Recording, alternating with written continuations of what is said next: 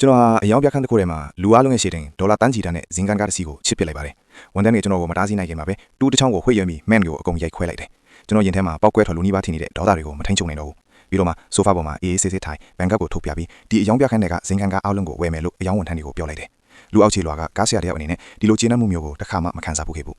အရာအလုံးကလွန်ခဲ့တဲ့မိနစ်ပိုင်းကမှစတင်ခဲ့တာပါကျွန်တော်ဟာကျွန်တော်ရဲ့တထေးကိုဟိုတယ်တစ်ခုရှိမှချပြီးပြန်ထွက်ဖို့လုပ်နေတော့ကားထဲမှာဖျို့ဖျက်ဖြစ်နေတဲ့ကျွန်တော်ရဲ့ရီးစားကိုတွေ့လိုက်ရလို့ထိတ်လန့်သွားခဲ့တယ်အဲ့ဒီချိန်မှာပဲကျွန်တော်ကဘာကြီးပြိုလဲသွားတယ်လို့ခံစားလိုက်ရတယ်ကျွန်တော်ဒေါသကြီးနဲ့သူမကိုတွားမိပေမဲ့တထေးကကျွန်တော်ကိုတားဆီးခဲ့တယ်ပိုပြီးယွန်းစရာကောင်းတာကကျွန်တော်ရီးစားဟာအရှက်တရားလုံးဝမရှိပဲချမ်းသာကြွယ်ဝမှုနဲ့ဂုံတွဲနောက်ကိုလိုက်ဖို့အတွက်ကျွန်တော်ကိုအဲ့ဒီနေရာမှာတင်လန့်ခွဲခဲ့တယ်သူမဟာတထေးကကျွန်တော်ကိုနှိမ့်ချဆက်ဆံတာကိုတောင်ဒီတိုင်းကြည့်နေခဲ့တယ်အောက်ခြေလူဒန်းစားကားဆရာတယောက်ဖြစ်တဲ့ကျွန်တော်မှာတထေးကိုပြန်ပြိုးရတဲ့တတိမရှိခဲ့ဘူးသူမကဇင်ကန်ကားကြီးနဲ့ထွက်သွားတာကိုကြည့်ပြီးကျွန်တော်ဟာကောင်းကင်ကြီးကိုအော်ဟစ်ပြီးအကူအညီကောင်းခဲ့ရတယ်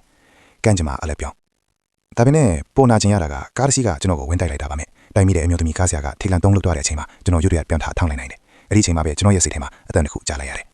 ညံရီတုတတိကြီးစနစ် Intelligent Tycoon System စတင်ပါပြီသင်ဟာဒီကတ်ကိုသုံးပြီးဘယ်အမျိုးသမီးအတွက်မဆိုပိုက်ဆံသုံးလိုက်ရင်သုံးလိုက်တဲ့ပမာဏရဲ့အစာပေါင်း100ကိုငွေသားအဖြစ်ပြန်လည်ရရှိမှာဖြစ်ပါတယ်ဒါတကယ်လားဆိုတာစမ်းသပ်ဖို့အတွက်ကျွန်တော်ကိုတိုက်မိတဲ့အမျိုးသမီးစီကိုဒေါ်လာ9000ချက်ချင်းလွှဲပေးလိုက်တော့သူမှစွန့်နာသွားခဲ့တယ်တကယ်ပဲနောက်တစ်စနေမှာလေကျွန်တော်စီကိုငွေသားဒေါ်လာ9000ပြန်ဝင်လာခဲ့တယ်ဒါဟာကျွန်တော်ရဲ့တနာစရာကောင်းတဲ့ကံကြမ္မာကိုပြောင်းလဲဖို့အခွင့်အရေးပဲဆိုတာကျွန်တော်နားလည်လိုက်ပြီ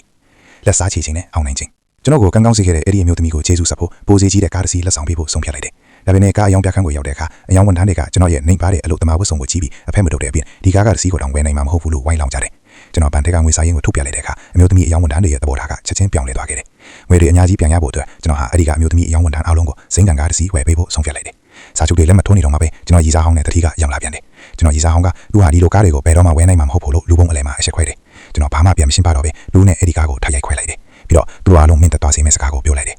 ကျွန်တော်နောက်ထပ်ကားအစီး20ထောက်ဝဲမယ်ပြီးတော့ဒီကအမျိုးသမီးဝန်ထမ်းအားလုံးကိုလက်ဆောင်ပေးမယ်ကျွန်တော်ရဲ့ကြွေးဝမှုကိုမြင်သွားတဲ့အခါမှာတော့ကျွန်တော်ရီစားဟောင်းကကျွန်တော်ကိုနှိမ့်ဆက်ခဲ့တဲ့တတိကိုဆုံးခွာပြီးကျွန်တော်စီပြန်လာဖို့ကြိုးစားခဲ့တယ်ဒါပေမဲ့နောက်ကျသွားပါပြီ